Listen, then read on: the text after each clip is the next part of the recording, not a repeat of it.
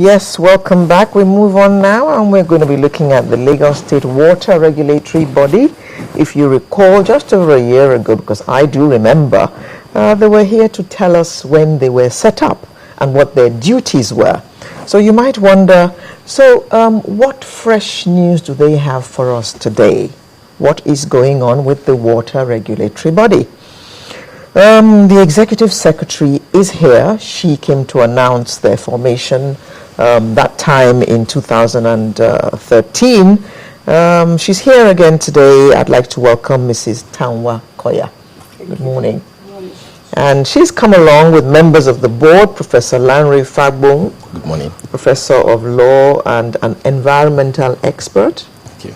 As well as Engineer Bimbola Onofawokon, who is an engineer and also a management expert. Good morning. So I think aptly I should begin with you, Mrs. Koya. So what is the big news since you decide you want to come and visit us once a year? So now that you are here, you bring us some wonderful news. Yes. Great. Thank you very much. We thought it fit to come visit Sunrise once again to update the public on what the Commission has done in the last 1 year.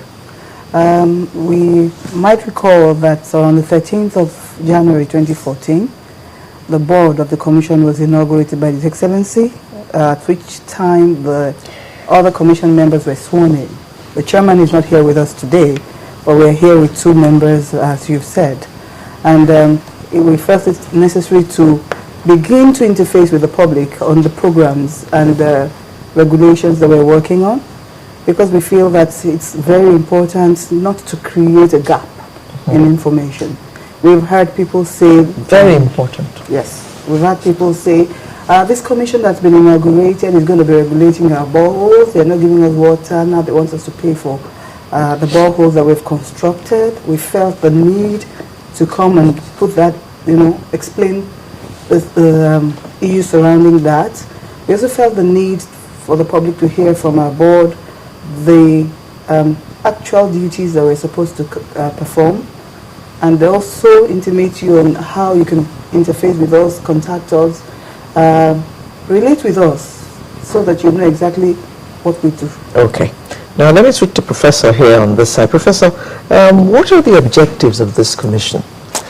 Thank you. If you look at the way the commission has been set up, you will see that the water is very vital and it's really one of the essential things for human beings. If you look at the way it has been set up, there are two primary duties. One is, how do you protect the water resources of the state? And the second one is, how do you ensure resilience in water services? When I talk about resilience in water services, you want sustainable provision of water. Water must be something that you get with ease at the end of the day from time to time. I'm talking of potable water for your use. So you see that the focus of the law is looking at the consumers, that is the customers who are going to be taking this water. They must have satisfaction. Right now, not many people can say that they are satisfied with the way water is being supplied to them. Then you're also going to be looking at how do you ensure that those who are providing the water, that is the suppliers now, that they have good returns on investment. Because if they don't have good returns on investment, they are not going to be interested in providing the water. So you're looking at striking the balance between getting the services and at the same time paying a fair price such that you are not shortchanged. And the person who is providing the services also, he's happy to go on to provide that services. At the same time, you're looking at the water resources that you are providing. You want to make sure that you protect it so that the provider will find it there to be able to provide it. Because if you deplete it, if you waste it, at the end of the day, it is not going to be there for you. Then you're also looking at the environment. How do you protect the environment such that the water you are going to be given to the populace will be clean water, the right quality of water, and will not create a problem with the health of the citizens? So these are the four critical areas that the goals, the objectives of the commission is focused on. Mr. Onofawokon, let me just pick one of those goals, the issue concerning the investors. I think you need to tell us a bit more, because I am sure that, like me, many people out there believe that the water that we open our taps and find comes from Lagos State.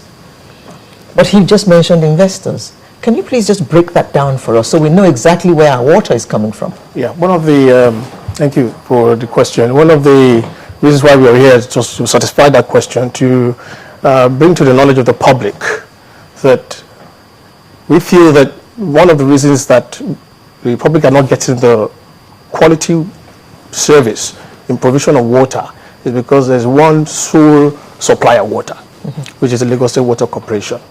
And the thinking behind the law basically is to open up the industry in such a way that there can be alternative sources of getting potable water at a reasonably priced water. Now, investors would have to come in. They're not in yet. They're not in. Some of them are already in, but are they providing water yet? Yes, they are providing water.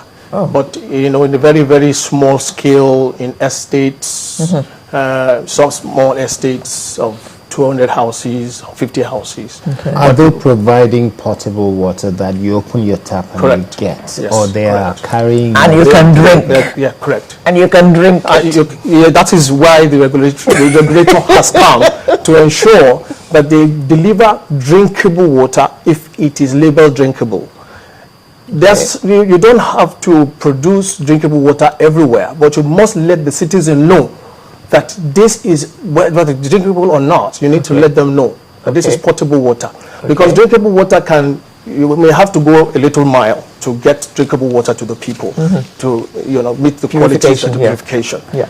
Some people may not require that. They may, for instance, a laundrette may not have drinkable water. When he wants a potable water for cleaning clothes and so on, so he can subscribe to a cheaper water. So you are allowed to come and bring fresh water. What you call fresh water may not necessarily be drinkable. Okay. But the water that Lagos State currently provides, is it potable water? It is potable water. Sometimes, drinkable water is what they are supposed to provide. I do beg your pardon. Yes. I remember the last time that Mrs. Koya came, I said to her, I complained that I had seen a little fish come out of my tap. And I certainly wasn't going to drink that water, even if I was drinking it before then. Maybe I should, yeah. One of the things that we, as a commission, have a responsibility for in the law is to standardize water quality in Lagos State. We must realize that there is a national standard for drinking water quality that was issued in 2007 by the Standards Organization of Nigeria. One of the things that does is that we as Lagos State Water Regulatory Commission will domesticate that standard to Lagos State, and in Lagos State it becomes a baseline standard. Our standard is higher. For example, we are higher than the national standard. We are currently working with the Standards Organization of Nigeria. We've just issued comments on the review for the national standard that's going on now, by which we were able to tell them that these standards that they're proposing is below the Lagos standards, and we told them what Lagos standards are proposed to be, which is higher. We're hoping that they might take that on board and make it part of the national standard. One thing that the Commission is doing right now is by the time they issued the official Lagos State water quality standard. That standard is what we're going to benchmark against anybody providing drinking water in Lagos, whether you're the water corporation, a private estate, a tanker driver, whoever you are, as long as the service is to provide drinking water. Okay. Let me come back to you, Professor. Now let's talk about boreholes. I understand that you all had some kind of meeting, and arising from that, there were fears by borehole owners that they were soon going to be taxed on their boreholes. Could you please clear the air on that issue? Thank you very much. Let me say I'm choosing my words now, and I will say that in very clear terms. There is no desire at all by the state to tax you for bringing out water from your borehole. Okay. Why are we desirous of regulating boreholes? You will find out that one of the common carrier for diseases is borehole water. And the reason is simple. You can have a situation where your borehole has been contaminated by septic tank. You can have a situation where your borehole has been contaminated by a polluting facility beside your house without sewage system without realizing it. It may be from landfill. It may be from anything that your water has been contaminated. The moment you take it, your health is in danger. And to show that this is not something that is just off the cuff, there was a time in Wisconsin, in the US, underground water was polluted. More than 100 people died as a result of that incident, and more than 430,000 people ended up in the hospital as a result of that. And that is why the state is out with a desire to ensure that will we regulate boreholes. For instance, we will ask you, come, let us give you permits, let us know what you have, so that we can guide you. When somebody wants to dig a borehole, what are the parameters that should come into place? I.e., what are the things that you should watch out for? Is there a set standard? There will be set standards. There will be. Yes, because right now, I can tell you, you're very correct, it is not as if the standards have been laid in Lagos State for us to have, but we are going to bring out regulations. And that is part of the work of this commission. There are rules scattered in different documents that you